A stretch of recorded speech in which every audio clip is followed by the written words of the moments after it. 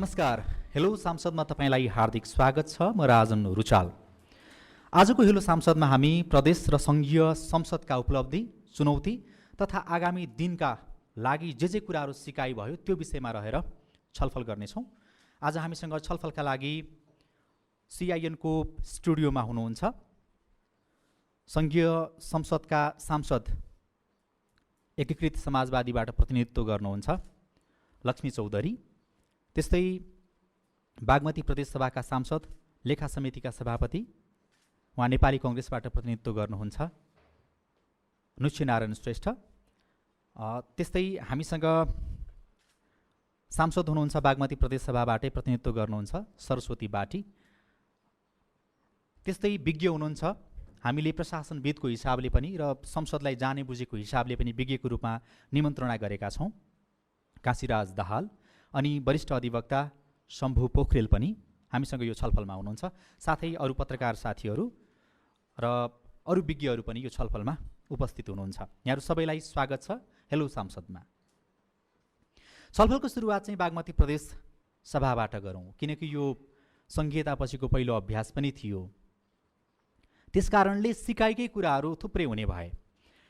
म मान्य सरस्वती बाटीबाट छलफलको सुरुवात गर्न चाहन्छु। सम्भवतः सांसदको हिसाबले पहिलो पटक तपाईँ संसद भवनभित्र छिर्नुभयो होला।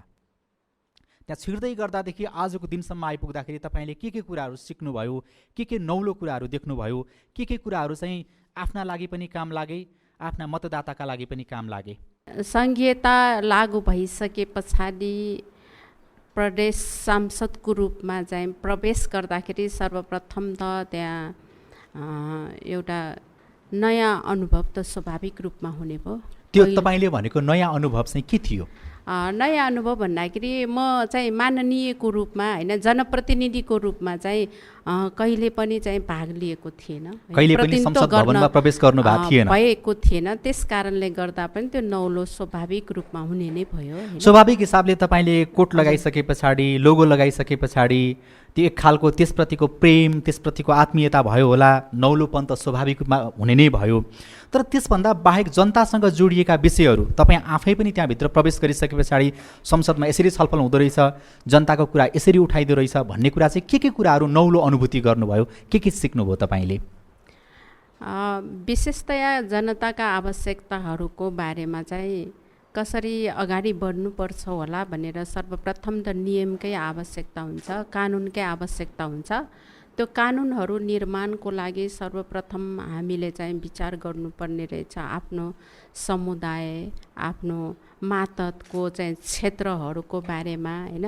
ती क्षेत्रहरू कस्तो रहेछ भनेर त्यहाँको आवश्यकताको बारेमा त्यहाँ सम्बोधन गर्न सकिने रहेछ भन्ने कुरोहरूको बारेमा मैले अनुभूति गरेँ, जसको कारणले गर्दाखेरि कतिपय विधेयकहरू बनाउँदाखेरि त्यो विधेयकसँग सम्बन्धित रहेर आफ्नो स्थानीय क्षेत्रीय भौगोलिकता र सांस्कृतिक सम्पदादेखि सारा विषयवस्तुहरूलाई र अनि अगाडि बढाउनु पर्ने विषय कृषि क्षेत्रका कुराहरूको विषय, अनि त्यसबाट त्यसलाई उत्पादनको क्षेत्र र औद्योगिक उद्योग स्थापनाका क्षेत्रहरूलाई विस्तृत रूपमा चाहिँ अगाडि बढाउन सकिने कुराहरूको बारेमा मलाई धेरै त्यसबाट अनुभूति भयो होइन।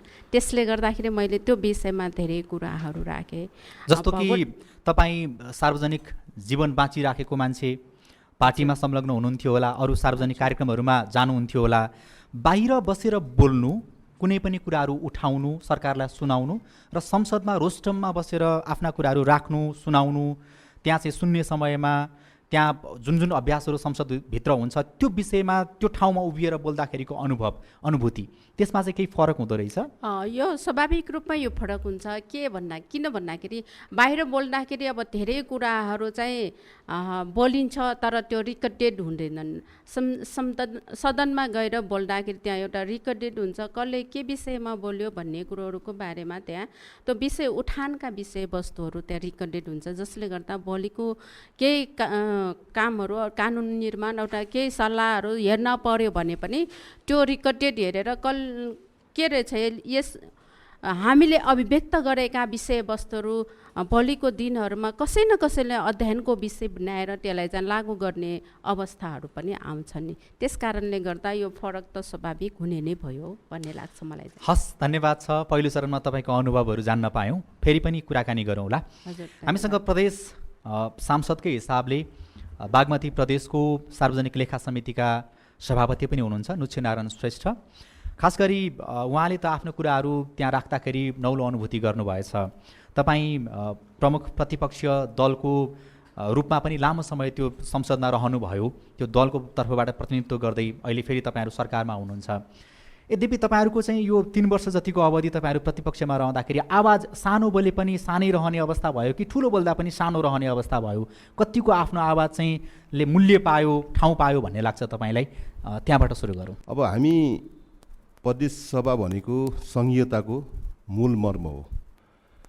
अब यो प्रदेश नै सङ्घीयताको एउटा यस्तो भइदियो कि हामी एकदमै बिल्कुल नयाँ अभ्यासमा केही काम त्यो ठाउँमा गर्दै जाँदाखेरि करिब अहिलेसम्म आजको मितिसम्म 4 वर्ष 7 महिना बितेको रहेछ। मैले भर्खरै गर्दा माघको 9 गते 74 माघको 9 गते हामीले शपथ ग्रहण गरिसकेपछि आफ्नो जिम्मेवारी वहन गरेर हामीलाई जिम्मेवारी बोध गर्दै त्यो ठाउँमा नौलो अभ्यास गर्न त्यो हेटौँडा पुग्दै गर्दा हामीले तोकिएको 79वटा कानुन निर्माण गर्नुपर्ने पहिलो प्राथमिकता हुँदाहुँदै पनि हाम्रो फेरि दोस्रो प्राथमिकता चाहिँ त्यो हेटौँडा अथवा स्थायी राजधानी कहाँ ल्याउने भन्ने कुरामा सबै हाम्रो मान्यहरू चाहिँ त्यसमा केन्द्रित भएर काम गर्नुपर्ने अवस्था आयो।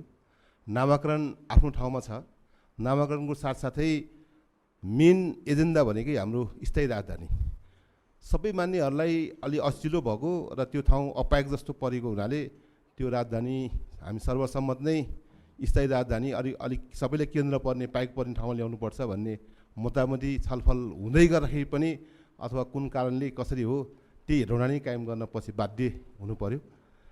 पहिलो अनुभव त्यहाँबाट सुरु गर्दै गर्दा नितान्तै फेरि मैले अर्को जिम्मेवारी के पाएँ भने एउटा प्रतिपक्षले पाउनुपर्ने अभ्यास अनुसार मैले चाहिँ एउटा सार्वजनिक लेखा समितिको सभापतिको जिम्मेवारी मैले पाइसकेपछि फागुनको 15 गतेबाट मेरो फेरि अर्को प्रमुख काम चाहिँ अलिकति सरकारलाई वाच एन्ड डगको रूपमा हेर्नुपर्ने र त्यो पारदर्शिता मितव्ययी र एउटा वित्तीय अनुशासनतिर पनि हेर्नुपर्ने। पक्कै पनि जनतालाई डेलिभरी गर्ने कुरामा वित्तीय अनुशासन नभइकन सुशासन कायम हुन सक्दैन भन्ने मान्यताका साथ मैले सार्वजनिक लेखा समितिको 20 जना मान्यहरूको साथ मैले त्यो जिम्मेवारी पाउँदै गर्दा मेरो समितिमा अरू सबै समिति विशेष गरी 4वटा समितिमा चाहिँ विधेयकहरू जाने, त्यहाँ छलफल दफाबाट छलफल हुने काम गर्दै गर्दा मेरो काम चाहिँ निगरानीतिर गयो।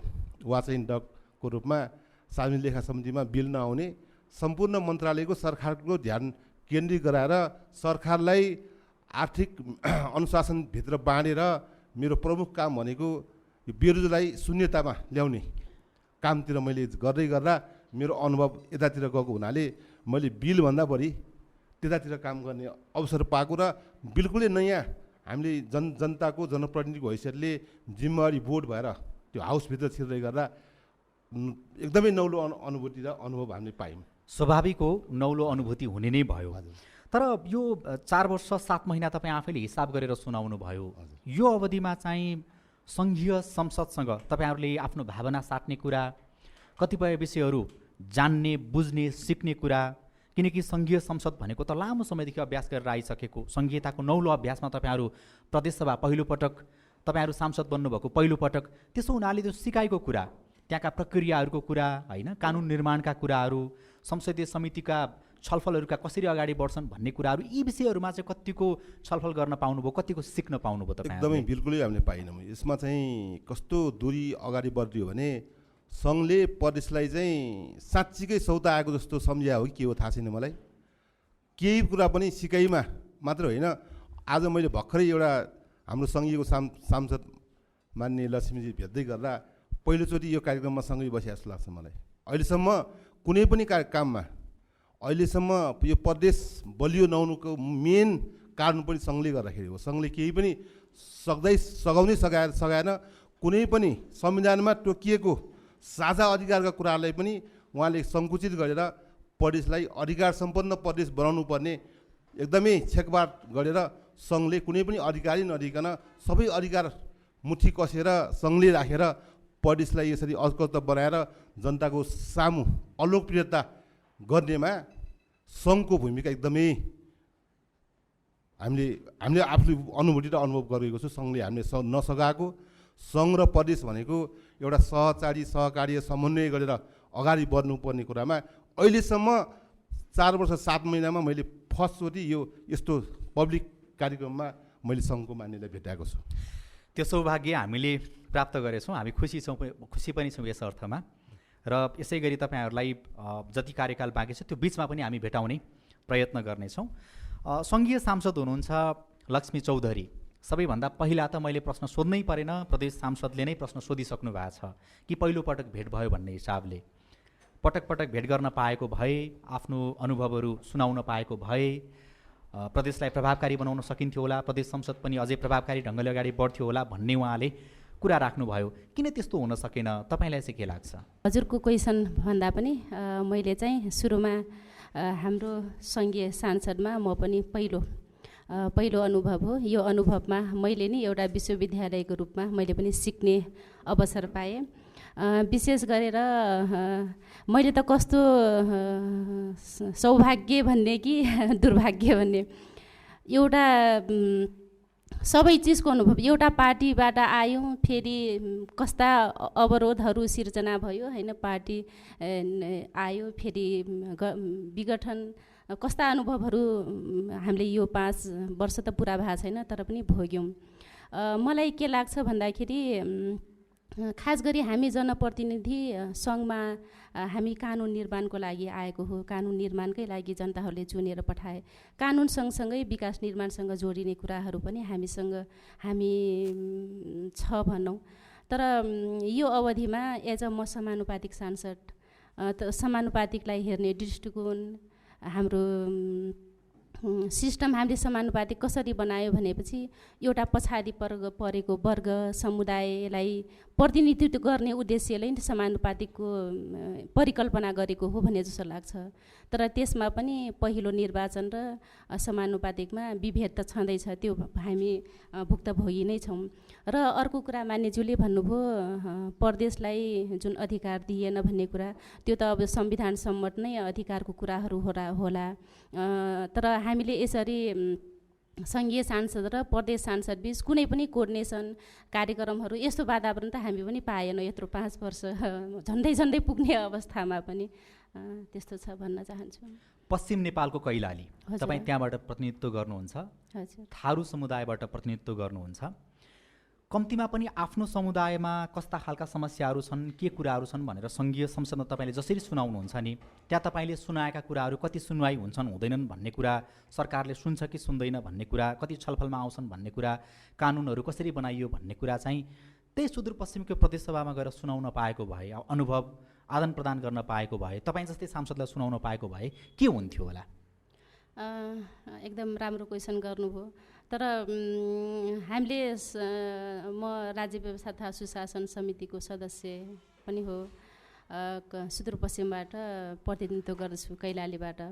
तर हामीले यसो सङ्घीय सदनमा जति हामीले भूमिका खेल्छौँ, जस्तो अब त्यहाँको समस्याहरू हामीले सकेसम्म सुन्ने समयमा हाम्रो अधिकारको कुरा हो, त्यसमा हाम्रो अधिकार प्रयोग गर्छौँ। हामी सुन्ने समयमा कुराहरू राख्छौँ। विशेष समयमा हामीले सधैँ समय पाउँदैनौँ, विशेष गरेर अब विशेष समय कम समय पाउँछौँ।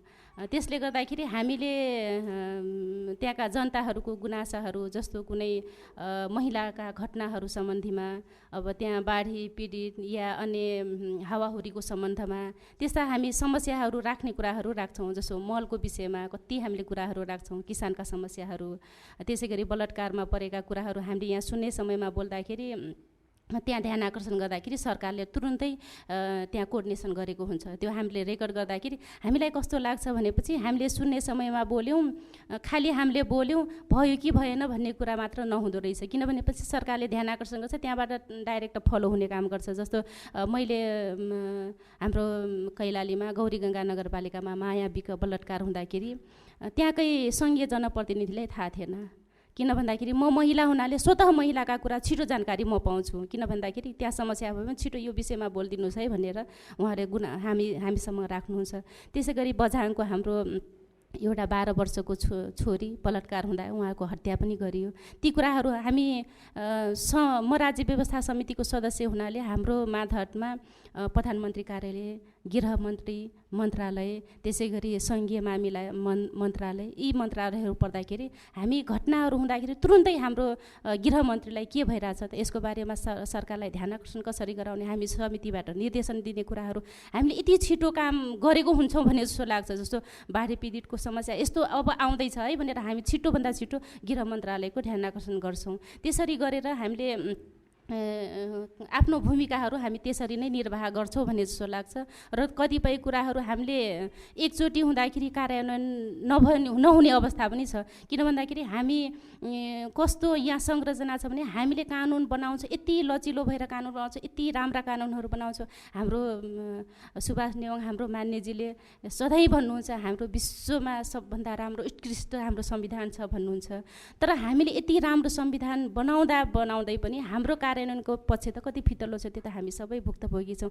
एउटा बिरामी हस्पिटलमा भराना हुन नसकेर मान्यज्यू मैले भराना लागि एउटा बेडसिट पाएन भने कन्डिसन त कस्तो छ हाम्रो कार्यान्वयनको विषय। त्यसैले गर्दाखेरि हाम्रो कार्यान्वयनको पक्ष नै बलियो बनाउनुपर्छ भन्ने नै लाग्छ मलाई। ठिक छ, त्यो विषयमा पनि छलफल गरौँला। तपाईँलाई मैले यो चरणको अन्तिम प्रश्न पनि सोधेँ। त्यो भने चाहिँ प्रदेश सांसदहरूले, प्रदेशसभा सदस्यहरूले चाहिँ तपाईँकै क्षेत्रको तपाईँकै साथीभाइहरू पनि हुनुहुन्छ नि त होइन? उहाँहरूले सङ्घीय संसदमा कसरी बोल्नुहुन्छ, तपाईँहरू कानुन निर्माणको चरणमा कसरी छलफल गर्नुहुन्छ, कस्तो कस्तो अभ्यास हुन्छ भनेर कहिले कहिले फोनमा पनि सोध्नुहुन्छ?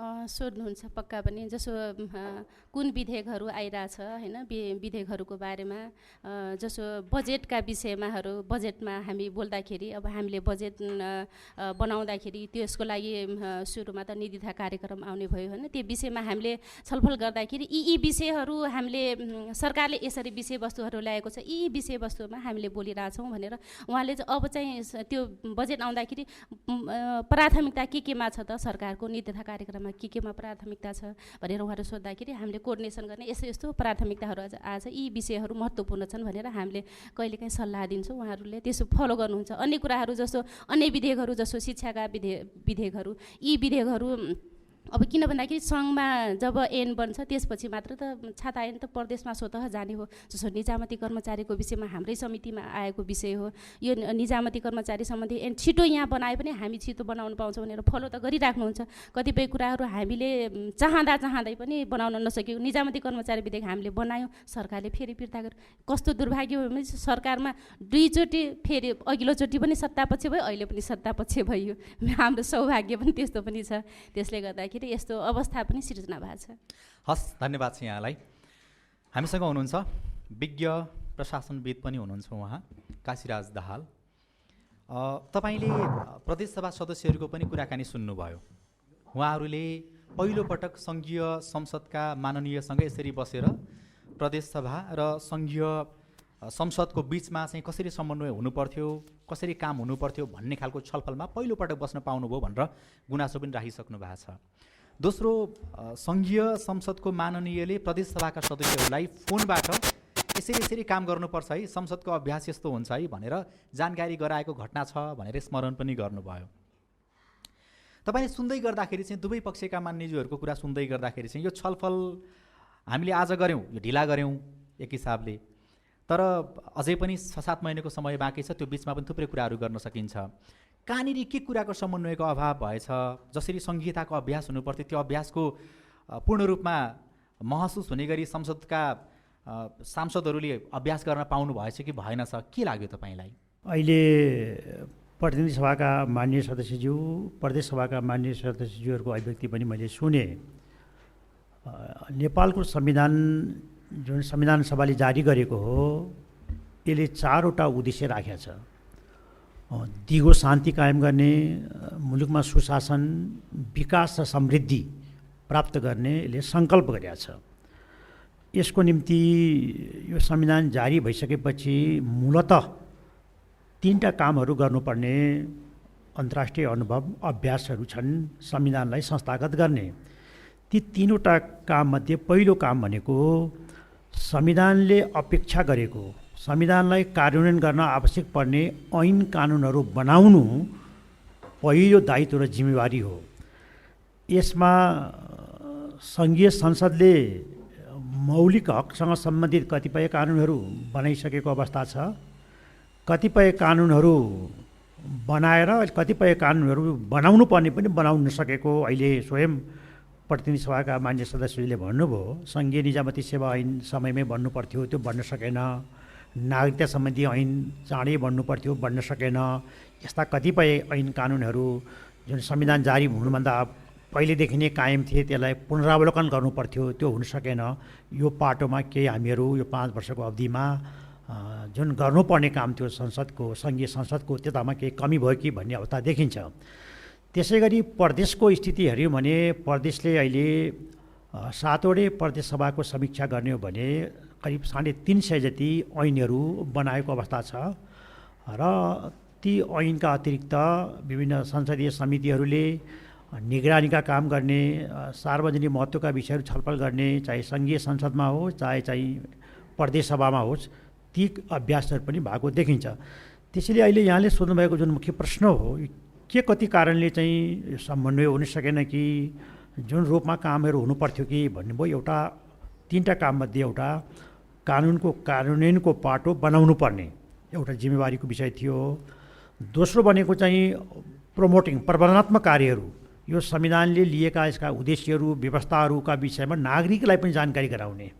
यसमा चाहिँ यो संविधानको यसको मौलिकपनहरू, समावेशिता छ, सङ्घीयता छ, लोकतान्त्रिक गणतन्त्रका सिद्धान्तहरू छन्, विभिन्न किसिमका यसका जुन व्यवस्थाहरू हुन्, यो जनतालाई जानकारी गराउनु पर्ने र जनताको पनि संविधानप्रतिको चाहिँ स्वीकारोक्ति बनाउने काममा, यो प्रबन्धनात्मक काममा पनि त्यो भूमिका निर्वाह गर्नुपर्छ राज्यको तहबाट।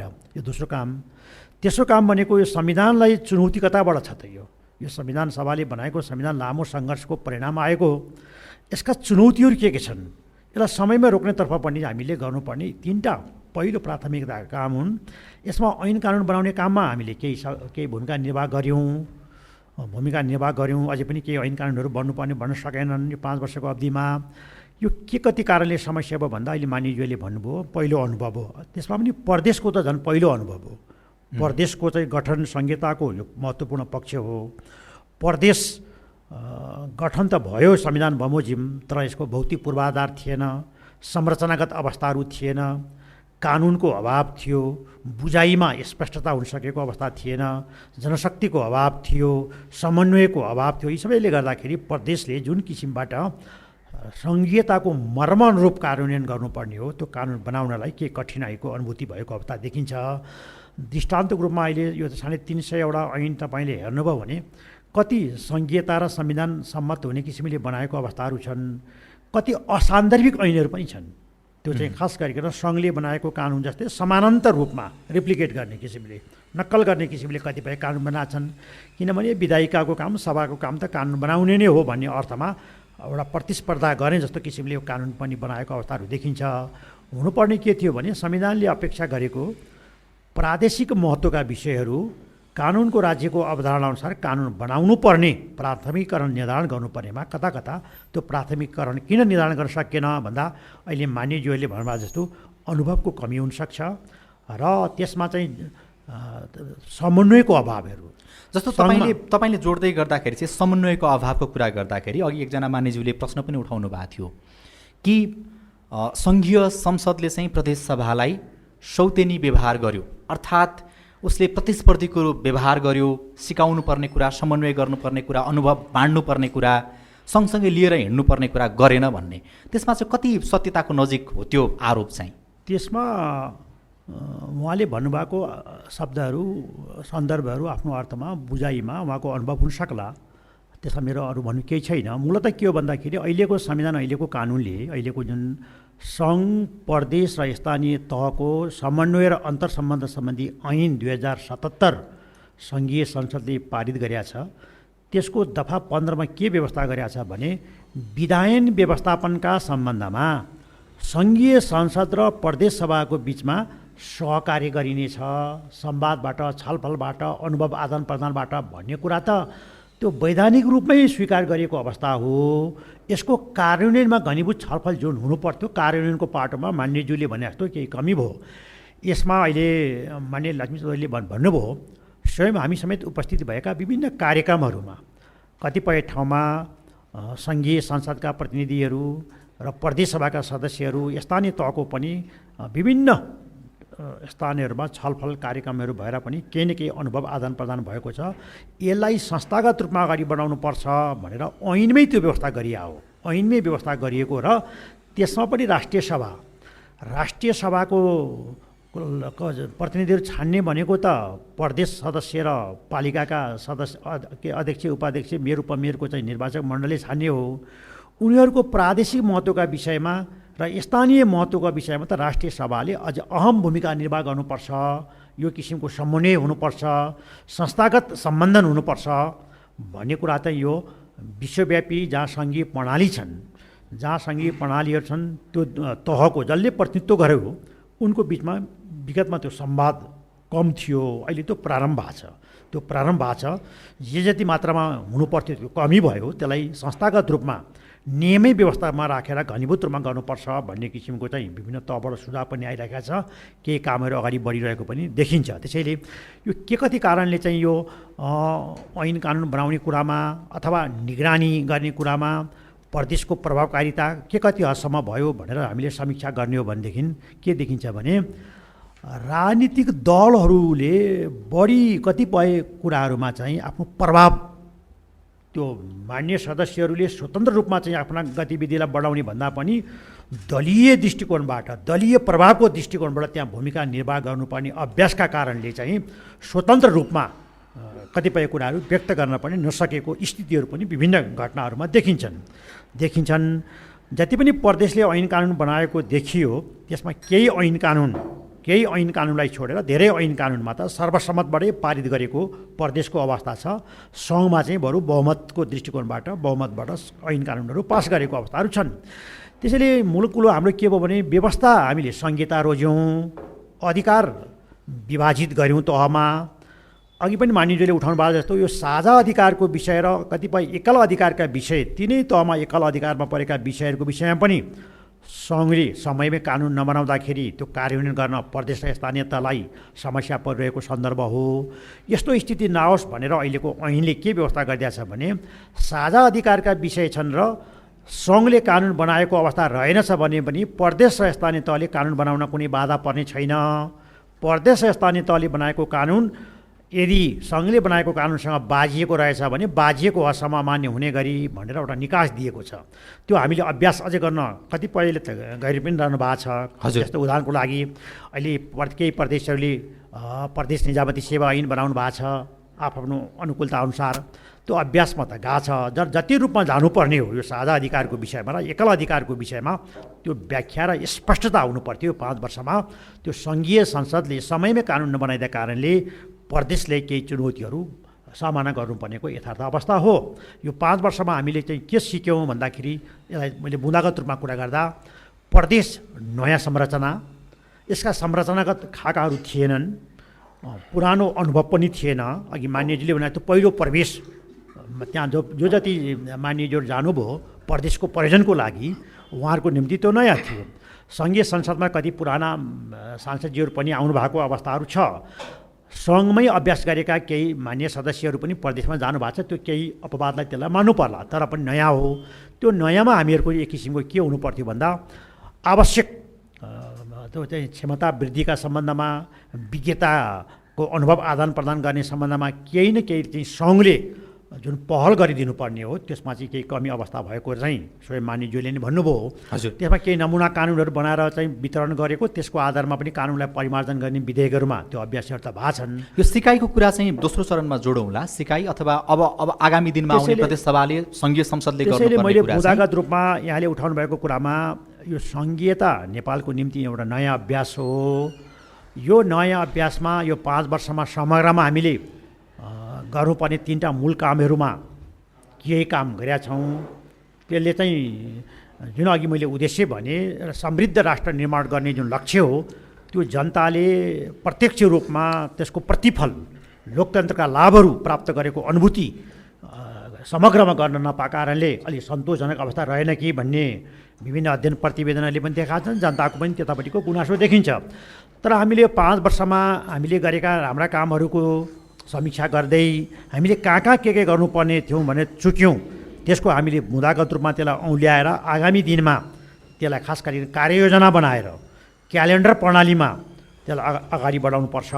जस्तो अघि मैले भने संविधानले अपेक्षा गरेका कतिपय महत्त्वपूर्ण कानुनहरू समयमा बन्न सकेनन्। जस्तो चाहिँ अघि पनि प्रश्न उठ्यो, सङ्घीय निजामती सेवा ऐन बनाएन, सार्वजनिक प्रशासनलाई व्यवस्थित र नियमित गर्नुपर्ने कर्मचारीसँग सम्बन्धित ऐन कानुन नभएनाले काममा उदासीनपन देखिन्छ। समायोजनको कानुनले विभिन्न प्रश्नहरू उठाइरहेको कारणले न्यायिक व्याख्या गर्नुपर्ने गरी अदालतमा मुद्दाहरू परेर लामो समयसम्म त्यसले चाहिँ समय लिएको अवस्थाहरू छ। नागरिकता जस्तो संवेदनशील विषयमा संविधानमा कतिपय कुरा आइसकेका छ, त्यसलाई कार्यान्वयन गर्नुपर्नेमा बन्नुपर्ने ऐनहरू राज्य व्यवस्था समितिमा पनि पटक पटक लामो छलफल भएर त्यसले पारित गर्दाखेरि पनि फेरि त्यो फिर्ता लिएर विभिन्न किसिमको गुजिल्टिएर बसिरहेको अवस्थाहरू छ।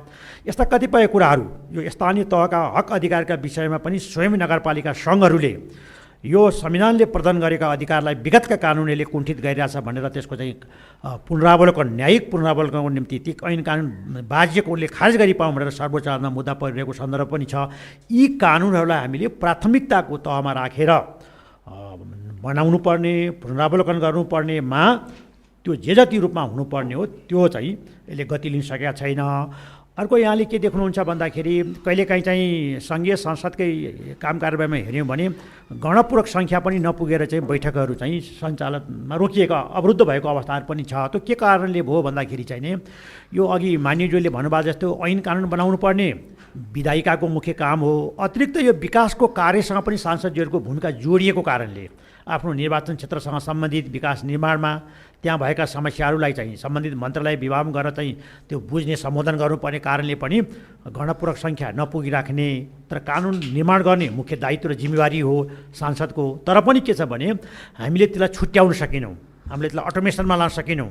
विकास निर्माण पनि सांसदहरूकै पहल र भूमिकामा चाहिँ त्यो अगाडि बढ्ने किसिमको जुन हाम्रो व्यवहार र कार्यशैली भयो, यसले गर्दा कानुन बनाउने काममा उपस्थिति कम हुने, घनीभूत छलफल नहुने, समिति प्रणालीलाई बढी प्रभावकारी बनाउन सकिने, समितिबाट दिएका निर्देशन सुझावहरू पनि सरकारले त्यसलाई ग्रहण नगर्ने आदि इत्यादि जुन किसिमको चाहिँ अवस्थाहरू चाहिँ हामीले 5 वर्षमा देख्यौँ।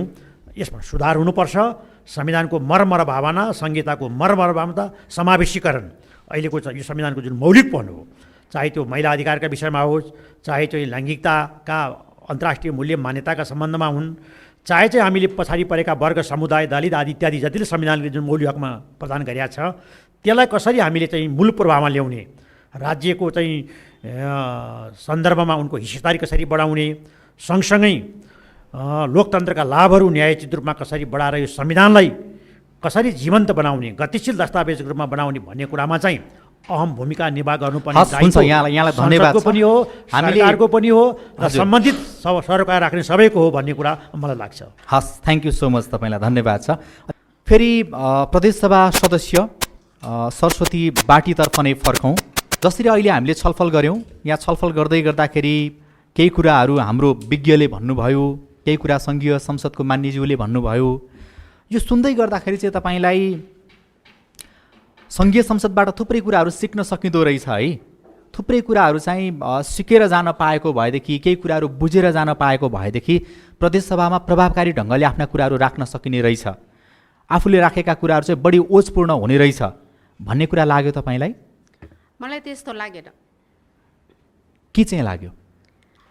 प्रदेश एउटा पार्टीगत रूपमा चाहिँ दलीय ढङ्गबाट म समानुपातिकको निर्वाचन प्रणालीबाट चाहिँ प्रतिनिधित्व गरेको हुनाले मलाई के चाहिँ कन्फिडेन्ट छ भनेदेखि सरकार सञ्चालन प्रक्रियामा अगाडि बढ्दा माननीयको भूमिका के हो भन्ने कुरोहरूको बारेमा मलाई दलगत रूपमै त्यो आफ्नो कार्यक्रमिक र सैद्धान्तिक विषयवस्तुको बारेमा मलाई जानकारी थियो। त्यस कारणले गर्दाखेरि मैले त्यहाँ के गर्ने भन्ने कुरोहरूको बारेमा, कस्तो कानुन बनाउनु पर्छ भन्ने कुरोहरूको बारेमा र विकास निर्माण र पूर्वाधार र अथवा आफ्नो सामाजिक संरचनाहरूको बारेमा पनि जानकारी भएको कारणले गर्दाखेरि त्यसरी सङ्घको शिक्षा प्रदान गरेर प्राप्त गरेर त्यहाँ गएर भूमिका खेल्छु भन्ने त्यस्तो लागेन। तर अन्तर्सम्बन्धको कुरा, संविधानमै उल्लेख भएको कुरा, अनि आफ्नै क्षेत्राधिकारको कुरा, कतिपय कानुनहरू बाजिने गरी बनेको कुरा, सङ्घले कानुन बनाइसके पछाडि प्रदेशले बनाउँदाखेरि उस्तै प्रकृतिको कानुन बनाएको कुरा, थुप्रै कुराहरू त विज्ञले उठाउनु भयो नि। त्यसमा कतै न कतै समन्वयको अभाव, छलफलको अभाव त्यो त महसुस गर्नुभयो होला नि यहाँले, होइन? होइन, यो चाहिँ कस्तो हुन्छ भने जो नेतृत्व तहमा पुग्छन्, जस्तो हामी त सांसदको भूमिकामा मात्र रह्यो नि, सदस्यको भूमिकामा रह्यो। अब जो सरकारको भूमिकामा रहने, नेतृत्वकारी भूमिकाको तहमा रहनेहरूसँग त्यो कुराको ज्ञान कमी भएपछि चाहिँ के हुन्छ भन्दाखेरि समन्वय गर्नुपर्ने थियो कि थिएन, र गर्दाखेरि चाहिँ त्यसको प्रभावकारिता राम्रो हुने थियो कि थिएन, अथवा त्यो नगर्दा नि आफूसँग त्यो ज्ञानको प्रयोग गर्न सकिने अवस्था हुन्थ्यो कि हुन्थेन, यी कुराहरूको कारणले गर्दाखेरि समस्या उत्पन्न भएको हुनपर्छ भन्ने मैले महसुस गरेको छु प्रदेशमा प्रतिनिधित्व गर्दाखेरि।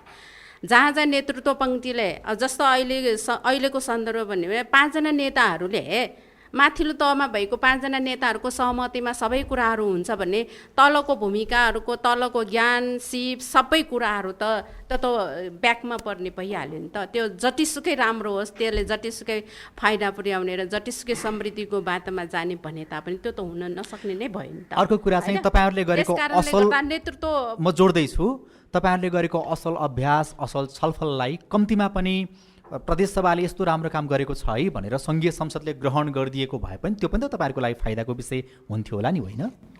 होइन, यस्तो हुन्छ, सङ्घीयता लागू भइसके पछाडि सङ्घका आफ्ना कामहरू हुन्छन्, होइन? संविधानले नै कार्यविभाजन गरिराखेको छ नि त। त्यस कारणले गर्दा संविधानले कार्यविभाजन गरिसके पछाडि प्रदेशले गर्ने कामहरू यो र सङ्घले गर्ने कामहरू यो भनिसके पछाडि प्रदेशले गर्नुपर्ने कामहरूको बारेमा जुन जिम्मेवारी तोकिदिएको छ, त्यही जिम्मेवारीको आधारमा बसेर गर्नुपर्ने कामहरू नेतृत्व पङ्क्तिले, नेतृत्व गर्ने व्यक्ति भनौँ न, पदले चाहिँ त्यो कुरालाई चाहिँ कमजोर बनाइदिएपछि के हुन्छ भन्दाखेरि अरूसँग सोध्ने कि नसोध्ने कि यी धेरै कुराहरू फरक पर्दछन्, होइन, मेरो अनुभवमा। त्यसले गर्दा त्यहाँ धेरै त्यस्ता कुराहरू पनि, केही कुराहरू मैले भेटाएको छु, होइन? अब यो कुराहरू समय आएपछि त्यो कुराहरू त आउँछ नै होला। अन्तिममा मैले तपाईँलाई सोधेँ, तपाईँले आफ्नो कार्यकाल लगभग व्यतीत गर्न लाग्नु भएको छ, अब 4-5 महिनाको अवधि मात्रै बाँकी छ। यो अहिलेसम्मको तपाईँले बिताएको अवधिको हिसाब किताब गरेर भन्नु पर्यो भनेदेखि चाहिँ प्रदेशसभाको पहिलो कार्यकाल, बागमती प्रदेशसभाको पहिलो कार्यकाललाई लिएर तपाईँले 10 नम्बर पूर्णाङ्क राखौँ, त्यस्तो अवस्थामा कति नम्बर दिन सक्नुहुन्छ भन्नुहोस् त? त्यो नम्बर राखेर कुरा भन्दा नि मापन गर्ने यन्त्र हुँदैनन्, होइन? त्यसले गर्दाखेरि त्यो मापन गर्ने यन्त्रसँग सम्बन्धित भएर म कुरा राख्न चाहन्न। तर त्यहाँ चाहिँ सन्तोषजनक हुनुहुन्छ, त्यो कामको हिसाबले सन्तोषजनक अवस्था छ? त्यो सन्तोषजनक अवस्था छ छैन भन्ने पनि भन्न म चाहदिनँ, किन भन्दाखेरि त्यहाँ गर्नुपर्ने कामहरूको बारेमा जे जिम्मेवारी आएको थियो त्यो कामहरू हामीले गरेका छौँ भनेर। अब यो कुरा चाहिँ नागरिकले भन्नुपर्ने भयो, अब चुनाव आउँदैछ, त्यो हिसाबले भन्नुपर्दाखेरि जति खेल्नुपर्ने भूमिका थियो, गर्नुपर्ने कामहरूको थियो, हामी सदस्य भएको कारणले गर्ने कामहरूको बारेमा त्यहाँ चाहिँ कतिपय कुराहरू चाहिँ कार्यान्वयनको क्षेत्रमा चाहिँ अभाव हुन्छ। जस्तो अघि सङ्घीय सांसदले भन्नुभयो नि त, हामी समानुपातिक प्रणालीबाट आएको कारणले गर्दाखेरि त्यहाँ 2 किसिमको सांसदको भेदभाव गरिएको त्यो महसुस गर्नु होइन? त्यो महसुस होइन, नीति र कार्यक्रममै आएको छ भनेपछि त्यसलाई महसुस मात्र भन्न सकिएला र? सकिँदैन नि।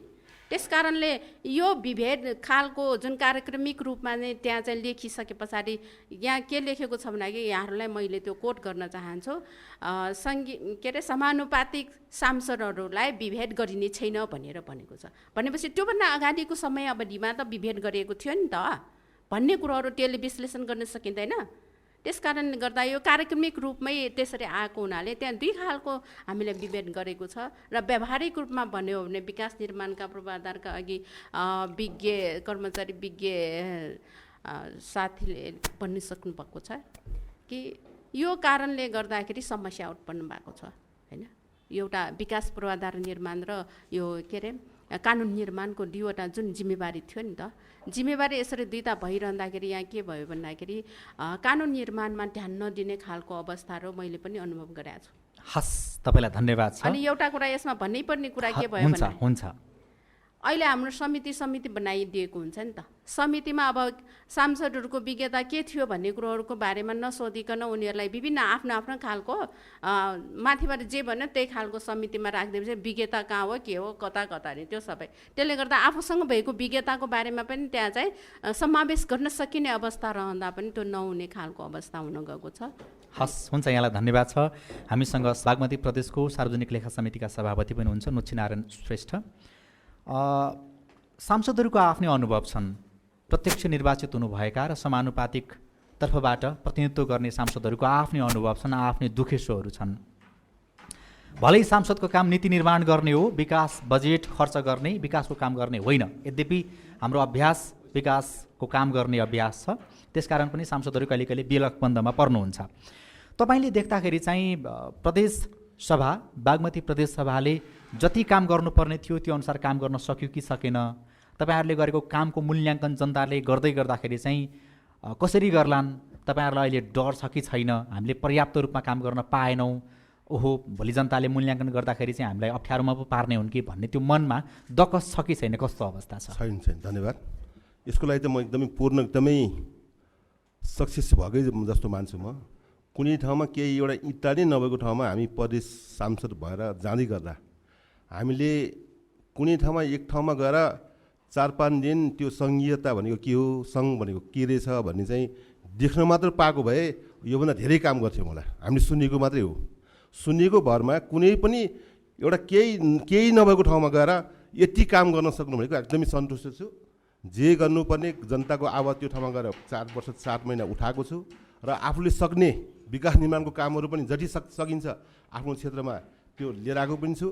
त्यही भएर यो हाम्रो केही काम हुन सकेन, अलिकति अलोकप्रियता भएको कारण चाहिँ म सङ्घीय केन्द्रको त्यो जुन उसलाई नै दोष दिन चाहन्छु। किन भन्दा उहाँहरूले अहिले भर्खर विज्ञज्यूले भन्नुभयो यो अन्तर्सम्बन्धको एउटा ऐन बनेको छ। त्यो पनि 74 सालमा हामी त्यो ठाउँमा गइसकेपछि 3 वर्षपछि त्यो ऐन बन्यो। त्यो ऐनले पनि कुनै पनि काम नबनाइकन एउटा संवाद, समन्वय, सहकार्य गर्नुपर्छ भनेर मात्रै भनेको छ। अहिले बोलचालै छैन, कहाँबाट निको हुनु? अब उहाँले आफ्नो प्रदेशमा कानुन बनाउन पनि बाधा हुने छैन भनेर भन्नुभयो। बाधा हुने छैन भन्ने कुरामा त स्वतः त्यो कानुन बाजेपछि त्यो कानुनै हाम्रो काम नलाने भइसकेपछि हामी किन काम गर्नु? त्यसमा समय बर्बाद गर्नुभन्दा बरु आफ्नै काम गरेर आफ्नै उसमा गर्नु पऱ्यो नि त। उहाँले फेरि अब त्यो सङ्घको ऐनसँग बाँध्ने बित्तिकै हाम्रो त्यो ऐन त काम छैन, त्यो कामै नलाग्ने ऐन किन बनाउनु भन्ने कुरामा हामीले पहिचान गरेको सङ्घ प्रदेशमा जाँदै गर्दा 79वटा कानुन बनाउनुपर्छ भन्ने हामीले औल्याउँदै गर्दा करिब 62वटा कानुन हाम्रो बागमती प्रदेश सभाले बनाएको छ। त्यो 62वटा कानुनमा पनि आफ्नो अब यो प्रदेश सञ्चालन ऐनै छैन अहिलेसम्म भनेपछि अहिले भर्खर 2टा ऐनहरू महत्त्वपूर्ण ऐनहरू अरूले बनाइसकेपछि आएको थियो। 2टा यो प्रदेश निजामती ऐन र एउटा स्थानीय सेवा गठन ऐन आएको थियो। त्यो ऐनलाई अब के कारणले हो त्यो पास गर्न सकेन, त्यो महत्त्वपूर्ण ऐन थियो। अहिले अध्यादेशबाट जारी गरेर त्यो काम भइरहेको छ, लोकसेवा आयोगले पनि गरेको छ। जति प्रदेश सभामा म जाँदै गर्दा मैले अघि मान्यले भने जस्तै म त्यो ठाउँमा एकदमै विश्वविद्यालय नै मैले ठानेको छु। किन भन्दा हाम्रो कामहरू सुनाउने कुरा त्यहाँको अब सबै जनताको अब आफ्नो जिम्मेवारी भोट भएर जनताको प्रतिनिधि भएर त्यो ठाउँमा उभिँदै गरेर बोल्दै गर्दा हामीलाई एउटा गौरव पनि लागेको छ। र हामीले शून्य भएको ठाउँमा केही पनि नभएको पहिलो सङ्घीयताको पहिलो प्रदेश सभामा हामीले 62वटा ऐन कानुन बनाएर यतिसम्म बागमती प्रदेशलाई यतिसम्म यो ठाउँसम्म ल्याउनु पर्ने मलाई गर्व लाग्छ। यो जति नहुनु पर्ने हो हामीले पश्चाताप गरेको, धेरै कुराहरू पश्चाताप गर्दाखेरि अलिकति हाम्रो स्थायी राजधानीले गर्दाखेरि हो, भौगोलिकको कारणले गर्दाखेरि, जनशक्तिको कारणले गर्दाखेरि, सङ्घको कारणले गर्दाखेरि जति गर्छु भने गएको त्यति गर्न नसकेको हो। तर हाम्रो आफ्नो कारणले होइन, हामी जनतालाई स्पष्टसँग भन्छौँ हामीले सक्ने काम सबै गरेर आएको छु। हामी तपाईँहरूले पनि नपट्याउने गरेर काठमाडौँ हेटौँडा हामी साझा गरेर बेलुका पनि फर्केको छु। हामीलाई पानी परियोजनासम्म जस्तो हुने गरेर जनताको काम त्यो ठाउँमा काम गरेको छु भनेर हामी जनतालाई निर्धक्क साथ भन्न सक्ने गरेर हामीले बागमती प्रदेश सभामा काम गरेको छु। अब समय तपाईँले 2-3 महिना भन्नुभयो, हाम्रो समयावधि भनेको जम्मा 1 महिना पनि छैन। अब अहिले निर्वाचन आयोगले असोजको यो गर्दै नै मान्यहरूको यो अवधि सकिनेछ भन्ने पनि निकालेको छ। त्यो हुँदै गर्दा पनि म एउटा समितिको सभापति भएको हैसियतले अब म त्यति विज्ञता होइन। अब कोही साथीहरूले चाहिँ तपाईँको अब नोटिफिकेसन 22 गतिसम्म हुन्छ, असोज 22 गतिसम्म हुन्छ भन्ने चाहिँ भन्नुभएको छ। अब कतिसम्म हुने हो के हो त्यो भएसम्म हामी गरौँला, नभएपछि हामी फेरि जनता कहाँमा जाने हो? हामीले काम गरेको स्पष्टका साथ हामीले एउटा कानुन बनाएको छु। तपाईँले कानुनको विषयमा केही अहिलेसम्म सोध्नु भएको छैन। हाम्रो कानुन मैले बनाएर आएको त्यहाँ गएर सही गरेको कानुन यो हो भन्ने कुरा स्पष्टसँग जनता संयोजकसँग भनेर फेरि जनताकोमै मौसुल 4 गते हामी फेरि जनतामा त्यो हामीले गरेको कामहरू यो हो भन्ने कुरामा यो बागमती प्रदेश धेरै अलोकप्रिय गराएको चाहिँ सङ्घीय सांसद केन्द्र सरकारको कारणले गर्दाखेरि हो, हाम्रो कारणले होइन भन्ने कुरा स्पष्ट राखेर हामी जनताकोमा जान्छौँ। हस्, धन्यवाद छ यहाँलाई। यो तपाईँलाई जुन कन्फिडेन्स आएको छ त्यो कामले पनि देखाउने कुरा भयो, स्वाभाविक पनि हो। एक चरण एक दुईवटा प्रश्नहरू लिउँ, त्यस पछाडि बिट मारौँ कार्यक्रमको। म चाहिँ नुच्छेनारायण श्रेष्ठै परेँ है। म चाहिँ सफल न्युजबाट मैले चाहिँ भर्खर अहिले बागमती प्रदेशको हाम्रो मान्यज्यूको मैले प्रश्न उहाँको एन्सर सुने, त्यो अघि पहिलादेखि मैले सुन्दै गर्दाखेरि अब उहाँले त भन्नुभयो दोष जति अर्काले थोपारेर आफू पानीमाथिको ओभानो जस्तो चाहिँ बन्नु भएको छ होइन। अब उहाँले भन्नुभयो बागमती, म पनि बागमती प्रदेशकै हो, म पनि यतैको हो। अब यहाँनिर तपाईँले भन्नै रहँदाखेरि तपाईँले सबै गरेको छु, सबै राम्रो भएको छ, केही पनि छैन भन्नुहुन्छ। तर तपाईँले अन्त जानुपर्दैन, काठमाडौँकै कतिपय ठाउँमा सडक निर्माणदेखि लिएर शिक्षा स्वास्थ्य लगायत क्षेत्रहरूमा तपाईँले जानुभयो भने अस्पतालको अवस्था त्यस्तै छ, बिरामी व्यवस्था त्यस्तै छ, विद्यार्थी पढ्न पाइरहेछन्, सडकहरू त्यौँ 10-15 वर्षसम्म चाहिँ तपाईँको समस्या समाधान हुनु पाएको छैन, बनेको छैन, बनाए पनि त्यो धुलाम्बे भएर बसेको छ। तपाईँ हेटौँडा आउँछ, त्यहाँबाट आउँदा जाँदा त्यो बाटो, त्यो जुन कोरिडोर छ, त्यो अहिले फर्किङबाट आउने बाटो त देखिरहनु भयो होला होइन। त्यो सुधार हुन नसक्नुमा के अब केन्द्र सरकारको दोष हो त? तपाईँलाई अधिकार दिँदा अधिकार प्रयोग गर्न नसक्ने, त्यसलाई चाहिँ कार्यान्वयन गर्न सकिनँ भनेर तपाईँले त 5 वर्ष हुन खोज्दाखेरि मेरो कमजोरी यो हो भन्नुपर्ने भएन र? आगामी तपाईँको अब जुन जनतामा जान्छु भन्नुभएको छ, तपाईँहरू अब राजनीतिक दलको झन्डा बोकेर तपाईँलाई त अब नियुक्ति गरेर गयो भने तपाईँ अहिले त तपाईँहरू त सार्वजनिक पदमा हो नि त। सार्वजनिक पदमा बसेर सार्वजनिक काम गर्न सकिनँ भनेर चाहिँ क्षमायाचना गर्ने बेला भएन र? हस्, धन्यवाद छ यहाँलाई। उहाँको प्रश्नलाई अलिकति सजिलो बनाइदिउँ। ओके, अधिवक्ताज्यूलाई चाहिँ प्रश्नभन्दा पनि म आफै प्रश्न गर्नेवाला थिएँ। जस्तो यो पटक पटक संसद विघटनको कुरादेखि लिएर संसद अवरोधको कुराहरू पनि, त्यो सङ्घीय संसददेखि लिएर प्रदेशसभासम्म पनि थुप्रै घटनाहरू परिघटनाहरू हाम्रो अगाडिपट्टि देखिए। अब यस्तो कुरा चाहिँ आगामी दिनमा नदोहोरियोस् भन्नको लागि, पटक पटक यस्तो नहोस्, संसद अवरोध नहोस्, जनताको कुराहरू त्यहाँ प्रत्यक्ष रूपमा राख्न पाउने अधिकारबाट संसदलाई वञ्चित नगरियोस् भन्नका लागि चाहिँ कानुन नै संशोधन गर्नुपर्ने, कानुन नै बनाउनु पर्ने, कानुनी परिधिले अथवा सीमाले बाँध्नुपर्ने त्यस्तो आवश्यकता देख्नुहुन्छ आगामी दिनमा तपाईँ? Thank you. हाम्रो अधिवक्ताज्यू हुनुहुन्छ शम्भु पोखरेल। सङ्घीय र प्रदेश सांसदज्यूहरू, संविधानविद काशीराज दाहालज्यू र उपस्थित सम्पूर्ण सहभागी साथीहरू, मेरो त खास म अधिवक्ता भने एउटा लेम्यानको हैसियतले मैले प्रश्न राख्न अहिले मौका पाएँ, त्यही राख्छु भने अहिले माननीयज्यूहरूको कुरा सुन्दा र हामीले बाहिर पनि सुन्दाखेरि के हुन्छ भनेदेखि हाम्रो जस्तो देशले यो सङ्घीयता हामीलाई चाहिँदैन, हामी सङ्घीयता हामीलाई थेक्दैन भनेर चाहिँ अब अधिराज्यव्यापी एउटा आवाज पनि उठिरहेको अवस्था छ।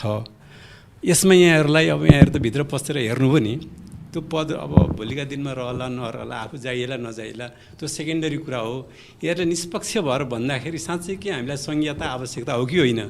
माननीयज्यूहरूले त्यसलाई कतिको चाहिँ अब उगार्न खोज्नु भएको छ, त्यो पनि एउटा लेम्यानको हैसियत मैले जान्नु खोजेँ, त्यो राखिदिनु होला। र सरले जुन भन्नुभयो यो चाहिँ अब कानुन, हामीमा कानुन संविधान सबै कुरा हामीसँग पर्याप्त छ, त्यसलाई अब हामीले चाहिँ के छ भने हामीले फलोअप गर्नु पऱ्यो। फलोअप गर्न हामीले चाहिँ के छ भने कार्यान्वयन गर्नमा हाम्रो कमजोरी रह्यो कि त?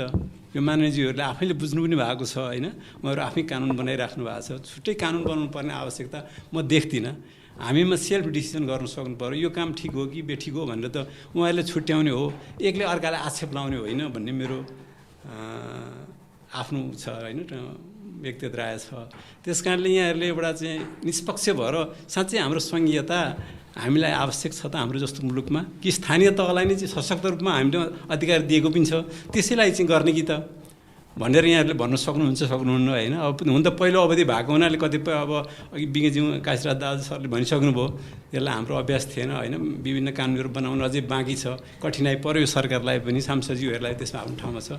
त्यस कारणले चाहिँ मैले छोटो अब समय नभएको हुनाले उहाँहरूबाट मैले चाहिँ जवाबको आशा राखेको छु। हस्, हुन्छ, यहाँलाई धन्यवाद छ। एउटा चाहिँ गम्भीर प्रश्न आयो, सङ्घीयताको अभ्यासलाई लिएर त्यो हामी सङ्घीय संरचनामा जसरी गएका छौँ त्यसमा नै प्रश्न उठाउने गरी अधिवक्ताज्यूले भन्नुभयो एउटा।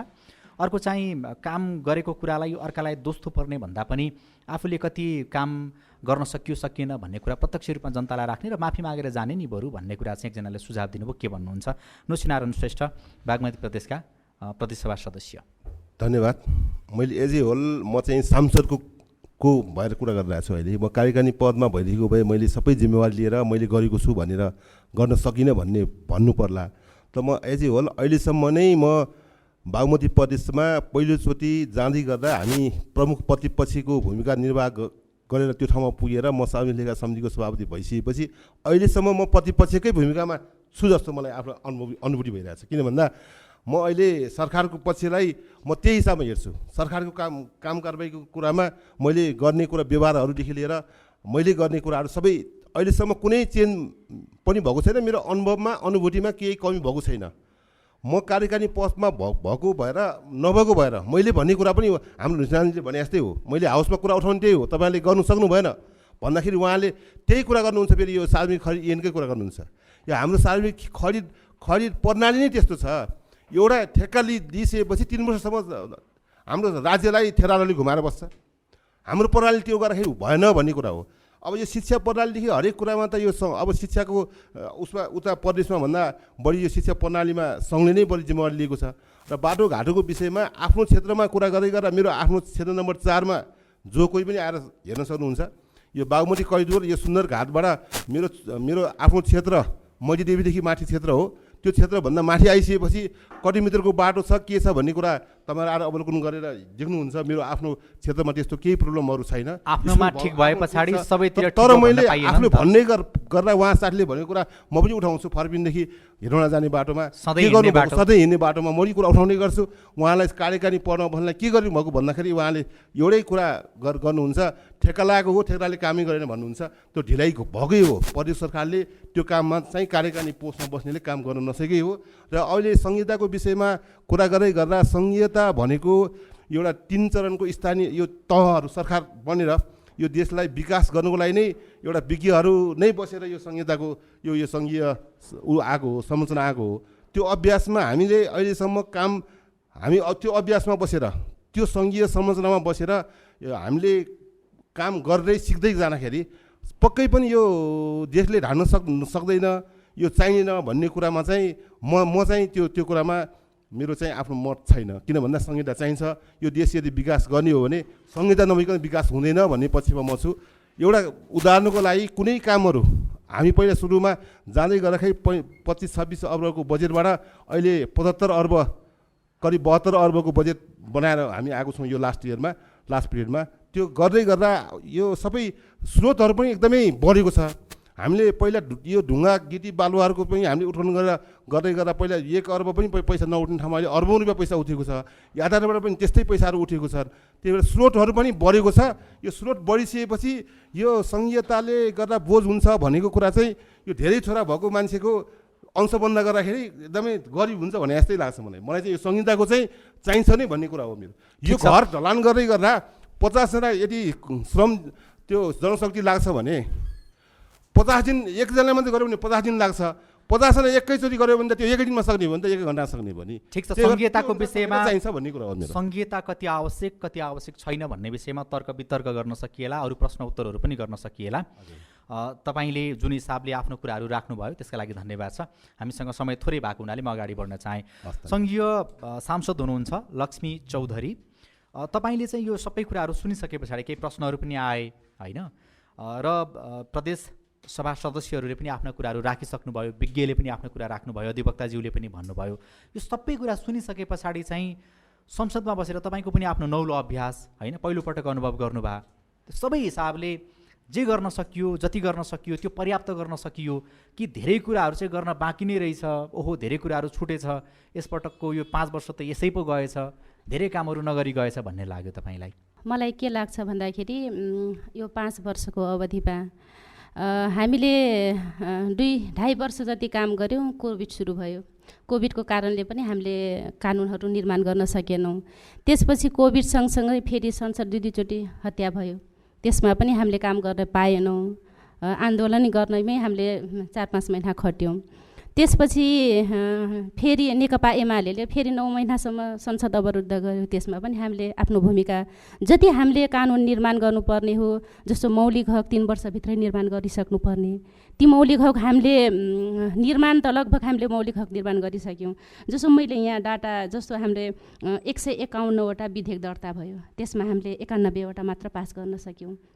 11वटा त फिर्ता नै भयो, 13वटा अझ प्रक्रिया, अब 1 महिना अवधि पनि छैन, 13वटा अझ प्रक्रियामा छ। भनेपछि हामीले कति काम गर्न पायौँ त? हामीले जसरी विधेयक बनाउँदाखेरि विधेयक कार्यसूची आउँछ, फेरि संशोधन हाल्नु पर्यो, फेरि सदनमा दफावार सैद्धान्तिक छलफल सदनमा हुन्छ, अझ समितिमा दफावार छलफल गर्नुपर्छ। प्रोसेस त यति लामो छ नि, एउटा विधेयक एउटा कानुन बनाउँदाखेरि यति लामो प्रोसेस छ, यति धेरै कानुनहरू बनाउनु पर्ने छ। तर संसद हेर्नु हाम्रो कार्यावधि कस्तो बित्यो। त्यसैले गर्दाखेरि मलाई लाग्छ हामीले जति भूमिका खेल्नु पर्ने थियो हामीले सशक्त भूमिका खेल्न पाएनौँ। तर फेरि समस्या हाम्रो कारणले मात्र नभएर अरू कारणले पनि भयो। मैले समस्या व्यक्त गरेँ। जस्तो यसमा चाहिँ नि मजदुरसँग अथवा कामदारसँग लगेर यो कुरालाई जोड्यो भने एउटा उदाहरणको रूपमा कोही मजदुरले आज काम गर्नुपर्ने थियो, कुनै कारणवश काम गर्न जान पाएन भने आजको तलब त उसले बुझ्दैन होइन। त्यो हिसाबले सांसदहरूले निर्माण गर्नुपर्ने जति कानुन निर्माण नगरेका कारण, आफूले गर्नुपर्ने जति काम नगरेका कारण कहिले कहिले त्यो आत्मग्लानी हुँदैन? यो हामीले बेकारमा किन भत्ता चाहिँ खाइराखेका छौँ अथवा तलब लिइराखेका छौँ, जनताको सेवा सुविधा चाहिँ जनताको करबाट आएको, हामीले चाहिँ जनताको पसिनाबाट आएको कुरा लिइराखेका छौँ भने त्यस कुरामा कतै न कतै हामीले आत्मबोध गर्नुपर्छ भन्ने चाहिँ लाग्छ कि लाग्दैन? लाग्छ। किन भन्दाखेरि हामीले जब कोरोना भयो नि त्यतिखेर हामी सत्तापक्षमै म पनि थिएँ नेकपा एमालेबाट। त्यतिखेर सरकारले हामी कोभिडका कारणले हाम्रो दैनिक ज्यालादारी मजदुरी गरेर जाने हाम्रा श्रमजीवी वर्गहरू उहाँले 12 घन्टासम्म हिँडेर 15 घन्टासम्म हिँडेर हाम्रो सुदूरपश्चिममा जानुभयो कि कतिपय एकजना 10 वर्षको बच्चा त कति किलोमिटर बाँकी हुँदाहुँदै उसको डेथ भएको कुरा हामीलाई ती घटनाहरू देख्दाखेरि हाम्रो छाती कति बल्थ्यो त्यो मलाई म आफैलाई थाहा छ। अनि हामीले हाम्रा नेताहरूलाई कतिचोटि घेर्यो होला त्यो पनि मलाई थाहा छ। हामी सदनमा हामी आवाज कतिचोटि उठायौँ, हामी सदनमा पार्लियामेन्टमा हामी कतिचोटि हाम्रा शीर्ष नेताहरूलाई घेर्यौँ। तर कतिपय अब भन्न नहुने कुरा हो तर पनि म भन्न चाहन्छु, हाम्रा शीर्ष नेताहरूले कस्तो कुरा गर्नुभयो भनेपछि सुदूरपश्चिममा नाका खुल्ला गरे हुनाले, गौरीफन्टा नाका खुल्ला गरे हुनाले कोभिड त्यहाँबाट सुरुवात भएर हाम्रो देशलाई खतरा छ भन्नुभयो कि कति नराम्रो लाग्यो। कति नराम्रो त्यतिखेरको पीडा हाम्रै सत्ता हाम्रै नेताहरूले यस्ता जवाफहरू दिए। तर उसका कारणले हामी पछि पर्ने होइन, तैपनि हामी सदनमा बोल्यौँ, धेरै पटकहरू बोल्यौँ। त्यसले गर्दाखेरि कतिपय कुराहरू हामी एज अ सांसद म चाहँदै पनि गर्न नसक्ने, शीर्ष नेताका कारण हामी गर्न नसक्ने त्यस्ता छौँ। जस्तो नागरिकता विधेयकको कुरा गरौँ न, नागरिकता विधेयकमा मेरो आफ्नै दल आफ्नै सरकार पक्षमा मेरो सहमत थिएन, म विपक्षमा थिएँ। तैपनि बाध्यता पार्टीले व्हिप जारी गर्यो। इभन मलाई त संशोधन नहाल भन्ने निर्देशन थियो, तर म नैतिक रूपमा म त्यही समितिबाट हाम्रो अघिल्लोचोटि हामीले पास गरे हुनाले म नैतिक रूपमा म तपाईँहरूको सहमतिमा आउँदैन, तर व्हिप जारी गर्यो भने संशोधन फिर्ता लियो भनेपछि म संशोधन फिर्ता लिन्छु एज अ सरकार सत्तापक्षको सांसद। तर म आफ्नो बोली आफ्नो आवाज म बुलन्द राख्छु। जस्तो तपाईँ एमसिसी पक्षमा म खुले आम स्ट्याटस लेखेँ, म एमसिसीको विपक्षमा सामाजिक सञ्जालमा मैले लेखेँ। किन भन्दाखेरि हाम्रो पार्टीबाट एक किसिमको धारणा आइसकेको थिएन, यसको विपक्षमा नै छौँ भन्ने कुरा सडक पनि त्यसै गरी तात्या थियो। त्यसैले गर्दा म एमसिसीको विपक्षमा उभिन्छु भनेर आफ्नो धारणा व्यक्त गरेँ, तर हामीले बाध्यता के भयो? त्यसैले गर्दाखेरि कतिपय कुराहरू मैले नचाहँदै पनि म एउटा दलको सदस्य हुनाले हामी गर्न नसक्ने अवस्था। त्यसैले गर्दा कतिपय कुराहरू सन्तुष्टि म के हिसाबमा छु भनेपछि म जनताका कुराहरू सदनमा बुलन्दसँग आवाज उठाउन सकेँ, त्यो विषयमा म सन्तुष्ट छु। सांसदहरूलाई गाह्रो चाहिँ के विषयमा रहेछ भन्दाखेरि एकातिर शीर्ष नेताको दबाब विभिन्न कामहरूमा, अर्कोतिर जनताले लगाउने धारयात, तिमीहरूले हाम्रो काम गरेनौ, किन बोलेनौ, किन हाम्रो काम भएन भन्ने हिसाबले त्यो दबावका बीच तपाईँहरूले काम गर्नुभयो। दोहोरो म भन्ने गर्छु कि एकातिरबाट ताली पनि पाउँछु, अर्कोतिर गाली पनि पाउँछु, दोहोरो छ। त्यसैले गर्दाखेरि कतिपय कुरामा राम्रो पनि छ, कतिपय कुरामा आत्मग्लानि त हुन्छ नै। हुन्छ, यहाँलाई धन्यवाद छ। अब हामी अन्तिमतिर छौँ। हामीसँग विज्ञको हिसाबले काशीराज दाहाल सर हुनुहुन्छ। यसपटक त अब थप यसै गर्ने भनेर सुझाव दिएर पनि काम छैन, किनकि कार्यावधि उहाँहरूको कार्यकाल सकिने लागिसक्यो। तर फेरि पनि प्रदेशसभामा नयाँ सांसदहरू आउनुहुन्छ, के थाहा उहाँहरू नै फेरि दोहोरिन पनि सक्नुहुन्छ होइन। हाम्रो कार्यक्रम अरू मान्छेहरूले पनि सुन्नुहुन्छ, सुनेका मध्ये कोही सांसद बनेर आउन सक्नुहोला अथवा सङ्घीय संसदमा आउन सक्नुहुन्छ। उहाँहरूलाई चाहिँ यो समन्वयको कुरा गर्दा, दुईटा तहको अन्तर सम्बन्धको कुरा गर्दा, दुईटा संसदको बिचमा हुनुपर्ने जति पनि एक खालको समन्वयकारी भूमिका थियो त्यसको कुरा गर्दाखेरि चाहिँ के कुराहरू तपाईँ सुझावको रूपमा राख्न चाहनुहुन्छ? एकदमै छोटकरीमा राखिदिनु होला। 7वटा प्रदेशले जुन संविधान सभाभित्र नटुङ्गिएको विषय, प्रदेशको नाम के राख्ने, राजधानी के राख्ने भन्ने विषय संविधान सभाले टुङ्ग्याउन सकेका थिएन। त्यो प्रदेशले नै यो अवधिभित्र 1 नम्बर प्रदेशले आफ्नो नाम टुङ्ग्याउन बाँकी छ भने अरूले टुङ्ग्याइसकेको अवस्था छ, यो उपलब्धि नै मान्नुपर्छ। दोस्रो, विभिन्न ऐन कानुन बनाएको अवस्थाहरू छ, विकास निर्माणमा केही योगदान पुर्याएको छ, यसलाई अन्यथा हामी भन्न सक्दैनौँ। अब उहाँ मान्यजीहरू नै फेरि दोहोरेर आउनु होला, फेरि प्रदेश सभा गठन होला, सङ्घ गठन होला। अब हामीले गरिदिनु पर्ने महत्त्वपूर्ण कामहरू केही छन्। अहिले यो 5 वर्षमा केही विषयहरू टुङ्गिन सकेनन् संहिताको मर्मअनुरूप। एउटा जस्तो चाहिँ प्रहरी समायोजन सम्बन्धी काम थाती बसिराखेको छ, त्यसले प्रदेश र सङ्घको बिचमा एक किसिमको विवाद उठिराखेको छ। कतिपय व्यवसाय कर्मचारीका पाटोका विषयहरू अदालतमा मुद्दाका रूपमा परिराखेका छन्। अर्को यो वित्तीय संहिताको सम्बन्धमा ढुङ्गागिटी बालुवा खनिज पदार्थमा को चाहिँ बिक्री वितरण निकासीका सम्बन्धमा जुन छ त्यो पनि विवादकै रूपमा बसिराखेको छ। यो 5 वर्षमा सङ्घ र प्रदेशको चाहिँ टुङ्गिन सकेका छैन। त्यस्तै कतिपय करका विषयहरू छन् यो वित्तीय संहिताका सन्दर्भमा, खास गरिकन यो वनका विषयहरूमा संविधानले चाहिँ प्रदेशको वन भनेर राखेको छ, तर वन सम्बन्धी ऐन, भूप्रयोग सम्बन्धी ऐन, गुठी व्यवस्थापन सम्बन्धी कानुनका कतिपय यस्ता कुराहरू चाहिँ अहिले पनि त्यो विवादमा रहिरहेका छन्। सङ्घको अधिकार हो कि प्रदेशको अधिकार हो कि भन्ने यी विषयहरू। अघि प्रदेशको मान्यजीले उठाउनु भयो जस्तै यो साझा अधिकारको विषयमा संविधानले केही सूची राखिदिएको छ। अब सङ्घ र प्रदेशको 25वटा विषय चाहिँ साझा अधिकारका छन्, 15वटा विषय चाहिँ तिनै तहको साझा अधिकारका विषयमा छन्। 77 सालको कानुनले केही फुकाउन खोजेको भए पनि यसलाई सङ्घले स्पष्ट दृष्टिकोणका साथ समयमै यी कानुनहरू चाहिँ बनाइदिनुपर्छ। शिक्षाका सम्बन्धमा होस्, स्वास्थ्यका सम्बन्धमा होस्, अन्य कतिपय विषयका कानुनहरू छन्, चाहे त्यो चाहिँ खनिजजन्य पदार्थहरूको चाहिँ बिक्री वितरणका विषयमा हुन्, उत्खननका विषयमा हुन्। यस्ता कतिपय ऐन कानुनलाई चाहिँ सङ्घीय संसदले समयमै कानुन बनाएर फोका गरिदिनुपर्छ, एउटा कुरा। दोस्रो कुरो चाहिँ अघि पनि मान्यज्यूले प्रश्न उठाउनु भयो, यो व्हिप भन्ने विषय, यो दलीय व्हिप भनेको चाहिँ राजनीतिक प्रश्नमा चाहिँ व्हिप लगाउने अन्तर्राष्ट्रिय अनुभव र अभ्यास छ। हामी चाहिँ जस्तो विषयमा पनि व्हिप लाग्नु भनेदेखि चाहिँ त्यो सार्वभौम संसदको अधिकार खुम्चिन्छ। त्यसैले यो कानुन बनाउने कुरामा त मान्यज्यूहरूले आफ्नो विवेकपूर्वक गर्न पाउनुपर्छ, किन जनताको चाहिँ आवाजलाई उठाउन पाउनुपर्छ। त्यसैले के भन्छौँ भने संसद भनेको, सभा भनेको चाहिँ कानुनी सम्प्रभु हो। त्यो जनताको सार्वभौम अधिकार प्रयोगलाई दलले हरेक विषयमा व्हिप राख्थ्यो भने त्यो संसद कमजोर हुन्छ, सभा कमजोर हुन्छ। त्यसैले राजनीतिक प्रश्नहरू छन्, दलीय अनुशासनका कुराहरू छन् भने त्यसमा व्हिप जायज मानिन्छ, तर हरेक विषयमा व्हिप यो उपयुक्त हुँदैन। त्यसले राजनीतिक दलहरूले पनि के बुझ्नुपर्छ भने कस्तोमा व्हिप जारी गर्ने, कस्तोमा व्हिप जारी नगर्ने भन्ने कुरा पनि पार्टीले एउटा निर्धारण गर्नुपर्छ र संसद र सभा र दलको बिचको सम्बन्धलाई कसरी विकास गर्ने भन्ने कुरालाई स्पष्ट गर्नुपर्छ। त्यो गर्न सकेनौँ भनेदेखि चाहिँ संसदको भूमिका खुम्चिन सक्छ, एउटा कुरा। अर्को कुरा, आगामी दिनमा के विचार गर्नुपर्छ भने जस्तो चाहिँ कानुन बनाउने महत्त्वपूर्ण काम चाहिँ संसदको हो, तर धेरै काम चाहिँ सांसदजीहरू कहाँ व्यस्त हुनु परेको छ भनेदेखि विकास निर्माणसँग। त्यसैले विकास निर्माणका कुराहरूलाई मान्यज्यूहरूले संसदमा उठाइसकेपछि त्यो स्वतः अटोमेसनमा प्रणालीले त्यसलाई अङ्गीकार गर्नु पर्यो। यो क्षेत्रमा बाटोको समस्या रहेछ, यहाँ खानेपानीको समस्या रहेछ, सम्बन्धित प्रदेशको मान्यज्यू चाहिँ त्यसमा गइराख्नु पर्ने होइन।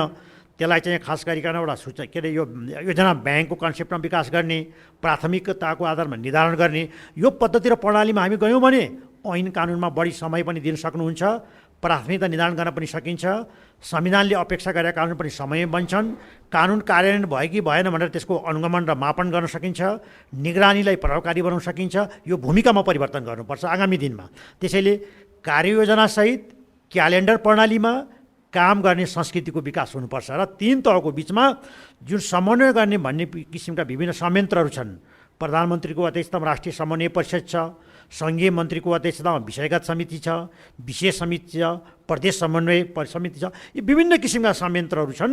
त्यसलाई चाहिँ नियमित, व्यवस्थित र प्रभावकारी रूपमा लागू हुनुपर्छ र सङ्घीयताको जुन कार्ययोजना छ त्यसलाई लागू गर्ने सम्बन्धमा क्यालेन्डर प्रणालीमा त्यसलाई लागू गर्नुपर्छ। एक लाइनमा भन्दाखेरि चाहिँ तपाईँले अहिले जति कुराहरू चाहिँ सुझावको रूपमा राख्नुभयो र सङ्घमा होस् अथवा प्रदेशसभामा सांसदहरूले काम कर्तव्य अधिकारभित्र रहेका कुराहरू जे गर्न सक्नु भएन, ती कुराहरूलाई चाहिँ चुनौतीको रूपमा लिनु पर्यो। अघि नै मैले भने कति नयाँ भावनाले बुझाइमा एकरूपताको आवश्यकता थियो होइन। पार्टीगत तहमा काम गरेको पार्टीको आफ्नो दर्शन चिन्तनबाट उहाँहरू चाहिँ विज्ञ भए पनि यो प्राविधिक कुराहरू, कानुन बनाउने भनेको कुरा आफै एउटा प्राविधिक विषय हो। हरेक क्षेत्रको कानुन बनाउनु पर्ने, यसमा उहाँलाई चाहिने जुन किसिमको सपोर्ट हो, विज्ञहरूको सपोर्ट हुन्छ, सचिवालयको सपोर्ट हुन्छ, दलको सपोर्ट हुनुपर्छ। जुन मात्रामा त्यो अपेक्षा गरिया हुन्छ संविधान कानुनले, त्यो मात्रामा चाहिँ विगतमा हुन सकेन भन्ने कुराको चाहिँ त्यो अनुभूति देखिन्छ। यसलाई हामीले बाक्लै रूपमा चाहिँ घनीभूत रूपमा संवाद र छलफल गर्नुपर्छ र सङ्घीय तहले चाहिँ एउटा नेतृत्वदायी भूमिका केमा भन्दा विधायन व्यवस्थापनका सम्बन्धमा ऐन कानुनमा भएको व्यवस्थालाई प्रभावकारी रूपमा कार्यान्वयन गर्नमा एउटा लिडिङ रोल खेल्नुपर्छ। त्यो हुन सक्यो भनेदेखि चाहिँ तहगत समन्वय पनि हुन्छ, अन्तर्सम्बन्ध पनि हुन्छ र कानुनमा एकरूपता पनि हुन्छ, गन्तव्य एउटै हुन्छ। संहिताको कार्यान्वयनबाट जनताको जीवन स्तर उकास्न ल्याइएको जुन संविधान हो यो कार्यान्वयनमा जान्छ। हस्, समय संवादको लागि यहाँलाई धन्यवाद छ र धन्यवाद छ सङ्घीय सांसद लक्ष्मी चौधरीलाई, त्यस्तै बागमती प्रदेशको लेखा समितिका सभापति नुच्छेनारायण श्रेष्ठलाई पनि र नेकपा एमालेका तर्फबाट बागमती प्रदेशसभामा सांसदको रूपमा रहनुभएका सरस्वती बाटीलाई पनि, अरू विज्ञहरू, अरू पत्रकार साथीहरूसहित सबैजनालाई धन्यवाद व्यक्त गर्दै हेलो सांसदबाट प्राविधिक साथी सुभाष पन्त, सुनिल राज भारत र अरू साथीहरूसहित म राजन रुचाल पनि बिदा हुन्छु। हवस् त, नमस्ते।